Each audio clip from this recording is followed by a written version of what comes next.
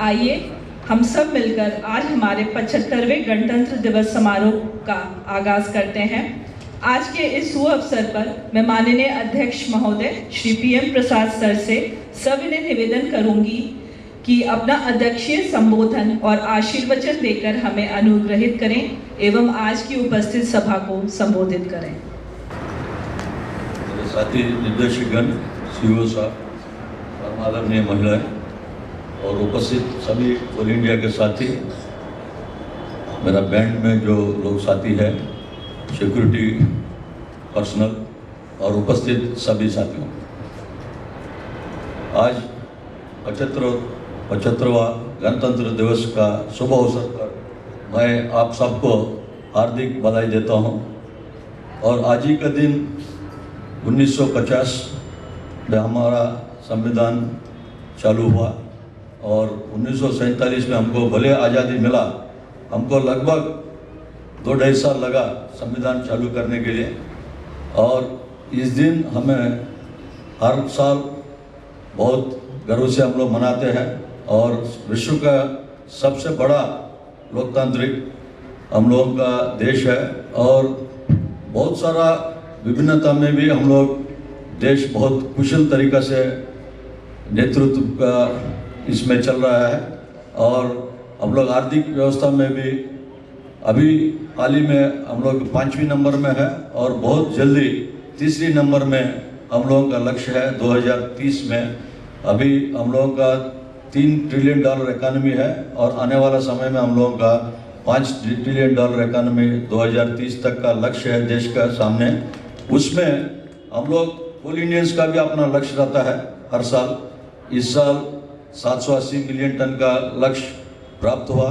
पिछले साल सबसे बढ़िया वर्ष रहा ऑल इंडिया के इतिहास में। 1975 से हमारा जर्नी चालू हुआ और पिछले साल हम लोग 703 मिलियन 80 मिलियन की बढ़ोतरी, 81 मिलियन की बढ़ोतरी से उसके पहले का कोई भी कई रिकॉर्ड्स को तोड़ा है और देश की जो कोयला की जो शॉर्टेज को भी पूरा कर रहा है। और इस वर्ष 780 मिलियन टन का हमारा लक्ष्य है। मेरा पूरा विश्वास है ऑल इंडिया में सभी सब्सिडी कंपनी, सभी एरियाज में जो हमारा कामगार साथी, स्टाफ, ऑफिसर्स, यूनियन का लोग हमारे साथ में है और पूरा विश्वास है हम आने वाला समय में, इस साल केवल 780 मिलियन टन ही नहीं है, आने वाला समय 2025-26 में 1 बिलियन टन का लक्ष्य को भी जरूर पूरा करेंगे।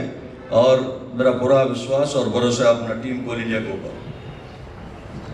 ऑल इंडिया लिमिटेड के कर्मचारी होने के नाते हम एक ऐसी कंपनी के लिए कार्य करते हैं भारत की ऊर्जा सुरक्षा सुनिश्चित करती है।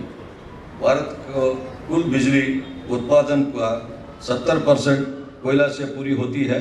इसमें ऑल इंडिया अकेला देश के समग्र कोयला में 80% कोयला उत्पादन करता है।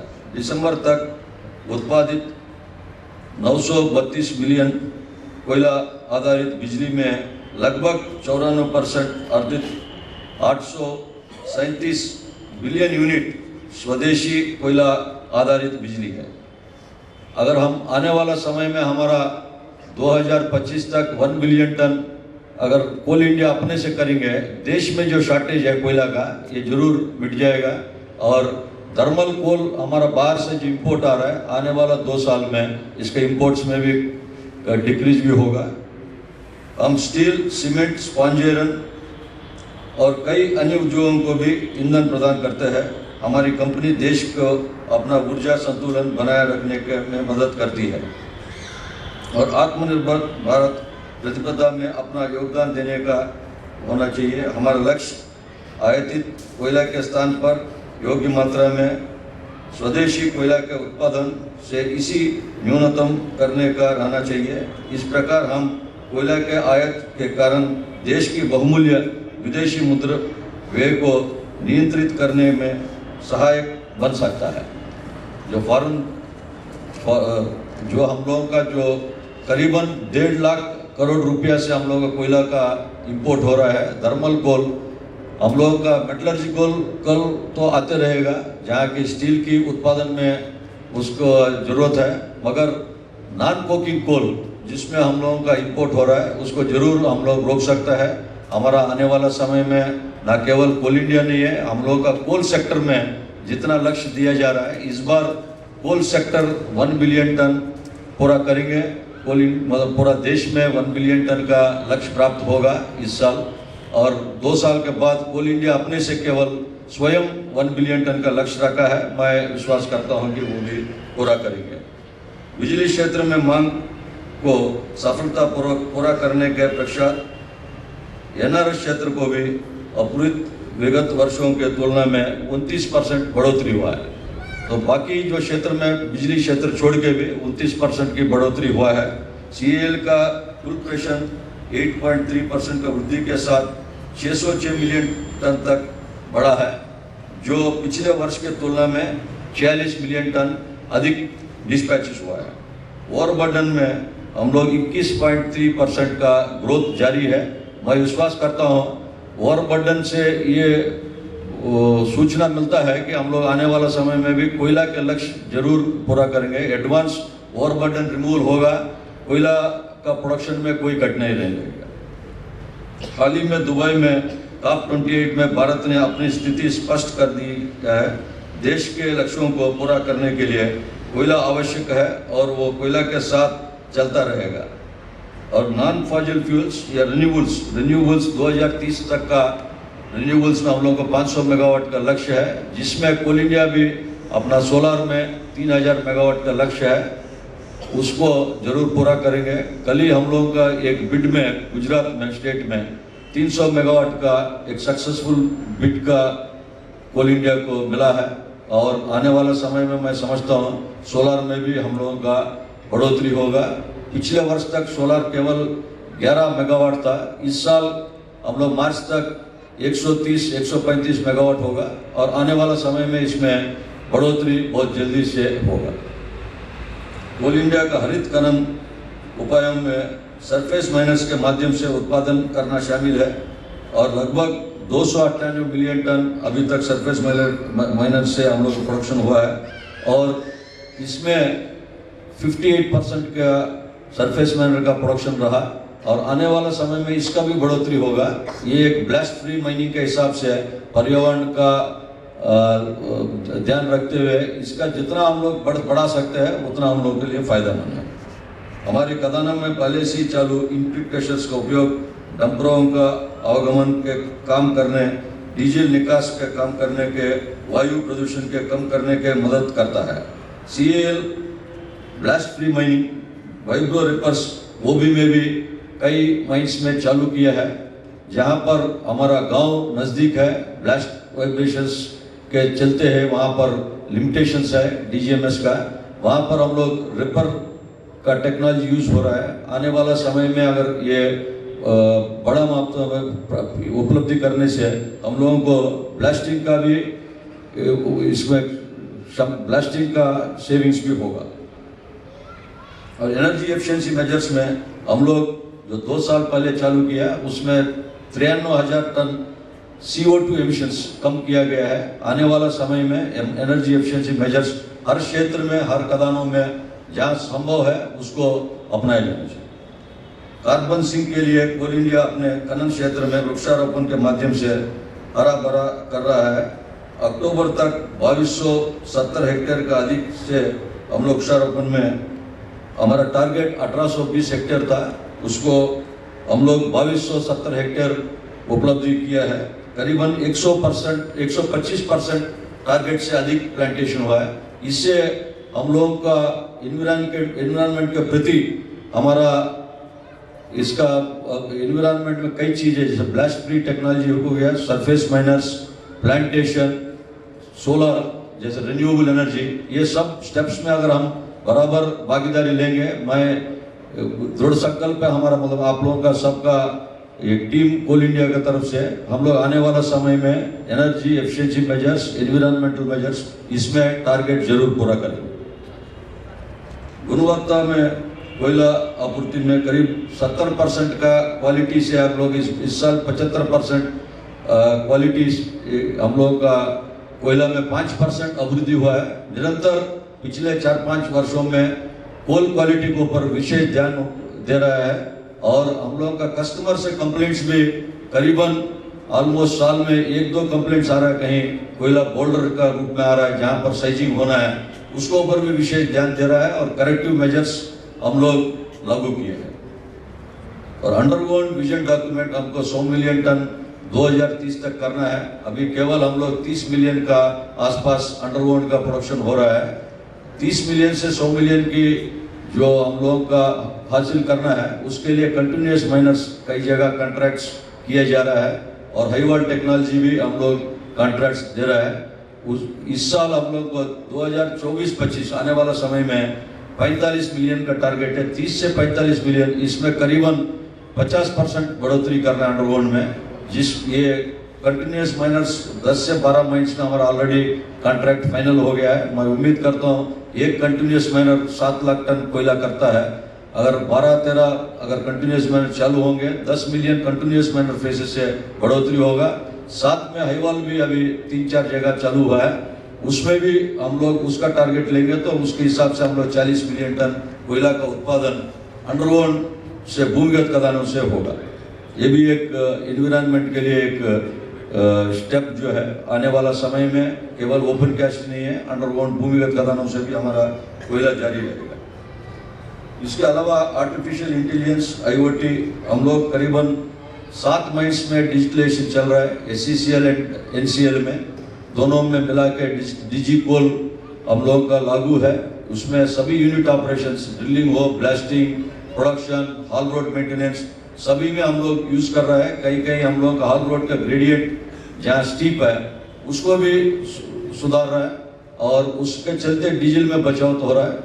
और उसके अलावा हम लोग को ब्लास्टिंग में भी कास्ट इफेक्टिव हम लोग हो रहा है। कहीं कहीं पाउडर फैक्टर में हम लोगों का जहाँ बचत हो रहा है इस डिजिकोल के कारण। और साथ ही साथ अमलोरी माइन में 5G टेक्नोलॉजी पहली बार देश में अंडर ओपन कास्ट कोयला खदानों में अमलोरी में 5G टेक्नोलॉजी CMPDL के द्वारा एक लागू है।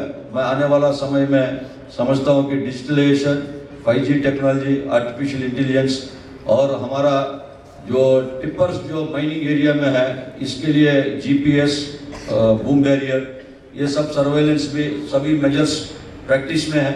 और इसको ध्यान में रखते हुए हम लोगों का अपना जो एफिशिएंसी इन जो थेफ्ट, कोल थेफ्ट वगैरह कहीं होने का संभावना है उसमें हम लोग पहले से इसको प्रयास करेंगे, उसको भी कंट्रोल किया जा सकता है। देश में ऊर्जा के स्वच्छ स्रोतों के रूप में और ऊर्जा बड़े पैमाने पर विकसित हो रही है। प्रधानमंत्री सूर्योदय योजना के तहत 1 करोड़ से अधिक घरों में छत पर रूफटॉप सोलर को योजना बनाई जा रहा है। कोल इंडिया के लिए भी 3000 मेगावाट का सौर क्षमता की स्थापना करना है और आने वाला समय में हमें भी 2-3 सिटीज मिल रहा है जो रूफटॉप सोलर के लिए, जो हर PSU को ये हाल ही में 2-3 सिटीज चुनने की बात हो रहा है। हमारा कमांड एरिया में बिलासपुर, संबलपुर महानदी कोलफील्ड में, बिलासपुर साउथ ईस्टर्न कोलफील्ड में हम लोग रूफटॉप सोलर, इसके लिए हम लोग NTPC, SECI solar energy commission of India, इन लोगों का भी मार्गदर्शन मिलेंगे। वहाँ जितने गवर्नमेंट बिल्डिंग्स पहले होगा, स्कूल्स होगा, उसको बैंक्स होंगे। इसके ऊपर रूफटॉप का हम लोगों का तरफ से 2 सिटीज हम लोगों के लिए चिन्हित किया गया है, उसमें हम लोग रूफटॉप सोलर करेंगे। और कोल गैसिफिकेशन, इसमें एक हम लोगों का उपलब्धि हो सकता है। कोल गैसिफिकेशन में अभी तक हम लोग केवल प्रोजेक्ट बना है, 1-2 बार टेंडर्स हुआ, 2-3 जगह पे कोल गैसिफिकेशन BHEL का साथ हम लोग का JV है, और हाल ही में हम लोग का बोर्ड से और BHEL बोर्ड से भी ये पास हुआ है। ये ECL में, MCL में ऐसा 2 कंपनी, WCL 3 कंपनी में कोल गैसिफिकेशन प्रोजेक्ट्स आना है। MCL में हम लोग कोल गैसिफिकेशन BHEL का तरफ से हम लोग का JV में आएंगे। कोल गैसिफिकेशन टेक्नोलॉजी BHEL के साथ आगे बढ़ेंगे। मैं भविष्य में उम्मीद करता हूँ कोल गैसिफिकेशन भी हम लोगों का डाइवर्सिफिकेशन में एक सक्सेसफुल वेंचर रहेगा। वैसे ही 2 थर्मल प्लांट्स का हम लोगों का हाल ही में कैबिनेट से भी मंजूरी हुआ। एक SCCL कमांड एरिया में MPGCL अमरकंटक में 1x660 मेगावाट का सुपर क्रिटिकल टेक्नोलॉजी के साथ, और एक हमारा MBPL बहुत पहले से महानदी कमांड एरिया में चालू है, उसको भी हम लैंड एक्विजिशन करना है। और वहाँ 2x660 2x800 मेगावाट्स, पहले 1600 मेगावाट का पावर प्लांट्स का फर्स्ट यूनिट रेडी होगा, मगर इसके लिए पहले लैंड एक्विजिशन हम लोगों को करना है, उसका भी काम अभी शुरू हुआ है। लगभग 6 वर्ष तक कोयला की कीमती पर हम लोग कोल प्राइसिंग पिछले 6 वर्ष में बढ़ाए नहीं है। इसके लिए इसके बिना बढ़ा के भी हम लोगों का प्रॉफिट्स में हम लोग बरकरार रखा, ताकि हमारा प्रोडक्टिविटी बढ़ रहा है। ओपन कास्ट माइंस का भी शेयर है इसमें, और आने वाला समय में मैं उम्मीद करता हूँ जैसा कमर्शियल माइंस सेक्टर ओपन किया है, और भी लोगों के साथ हम लोगों को कंपटीशन रहेगा, जहाँ पर हम लोग कोल क्वालिटी के ऊपर विशेष ध्यान देना है। और मैं उम्मीद करता हूँ कोल क्वालिटी एंड कास्ट इफेक्टिवनेस, अगर ये 2 चीज़ पे ध्यान रहेंगे, आने वाला समय में हम लोग मार्केट में हम लोग नंबर 1 का पोजीशन बना रहेगा। कोल इंडिया अपने प्रदर्शन मापदंडों के अनुरूप सुरक्षा का एक प्राथमिक चिंता के रूप में देखता है। सुरक्षा सबसे सर्वोपरि, उत्पादन से भी पहले हम लोग हर मीटिंग में सुरक्षा के बारे में चर्चा करते हैं, केवल माइन लेवल में हो, एरिया लेवल में हो, company level, even corporate level में भी। सुरक्षा अगर हम लोग बराबर सुरक्षा के नियमों को पालन करेंगे, आने वाला समय में उत्पादन का लक्ष्य प्राप्त करने में मेरे को कोई संकोच नहीं है, जरूर प्राप्त होगा। इसके अलावा हम लोग डॉक्टर्स, करीबन हम लोग 1000 डॉक्टर्स ऑन रोल है, और हम लोग 70 हॉस्पिटल्स कुल मिला के हम लोगों का सब्सिडीज में चलता है, और 366 डिस्पेंसरी है। और इसके अलावा हम लोगों का अभी टेलीमेडिसिन भी हम लोगों का चालू हुआ है, करीब 25 डिस्पेंसरी उसमें चालू है। और CSR में हम लोग हेल्थ में तलसेमिया बाल सेवा योजना के हिसाब से लगभग 460 बच्चों को अभी तक उपचार प्रदान किया गया है, और बहुत जल्दी इसमें 500 का आंकड़ा भी हम लोग टच करेंगे। देश में ये प्रथम कंपनी है, महारत्ना कंपनी है, जो तलसेमिया बाल सेवा का इसमें काम कर रहा है, और 460 इसमें नारायण हृदयालय, ऐसा कई बड़ा हॉस्पिटल के साथ हम लोग जुड़े हैं।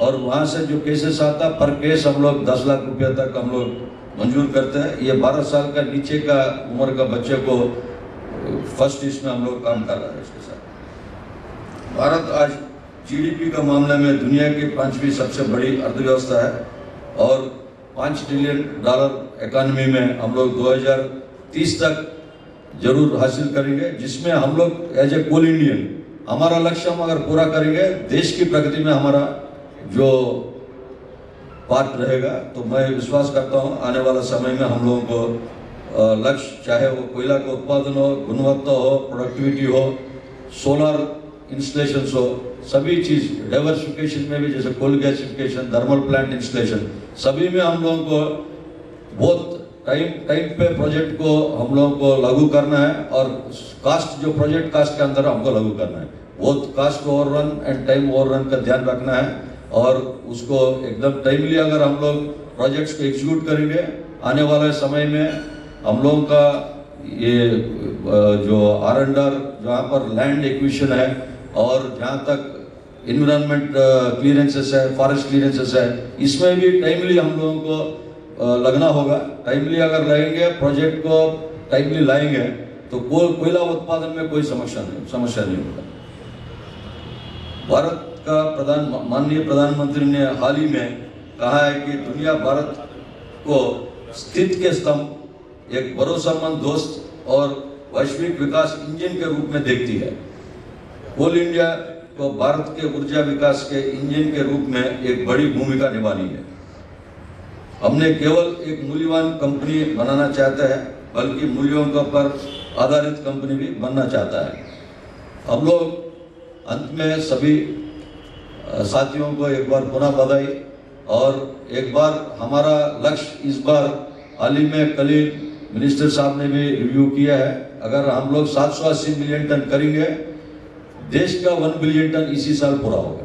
तो हमसे उम्मीद भी है, उन लोगों को भरोसा भी है। जैसे पिछले साल बेहतरीन प्रोडक्शन किया है कोल इंडिया ने, जब से मतलब स्थापना हुआ, पिछले साल सबसे सर्वोत्तम प्रदर्शन रहा है। इस बार भी उम्मीद है मिनिस्ट्री ऑफ कोल, मिनिस्टर साहब एंड पीएमओ ऑफिस को कि हम लोग 780 मिलियन टन करके हमारा देश की 1 बिलियन टन लक्ष्य पूरा करेंगे। पुनः एक बार सबको गणतंत्र दिवस का हार्दिक बधाई। जय हिंद। कोल इंडिया परिवार के उभरते लेखकों एवं कवियों के लिए ये अभिव्यक्ति का सशक्त माध्यम है। इस पत्रिका में कोल इंडिया और इसकी सभी इकाइयों को सम्मिलित किया जाता है।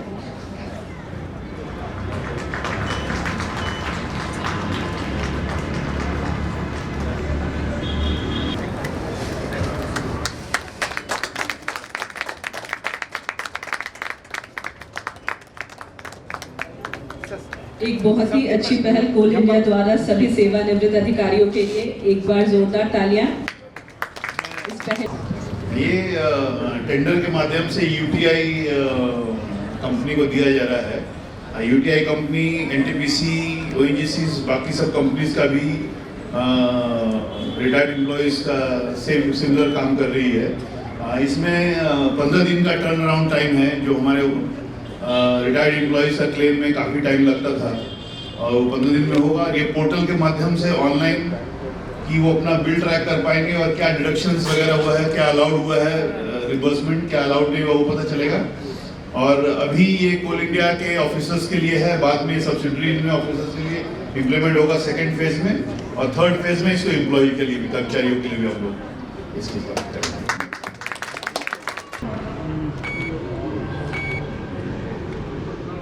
ठीक है।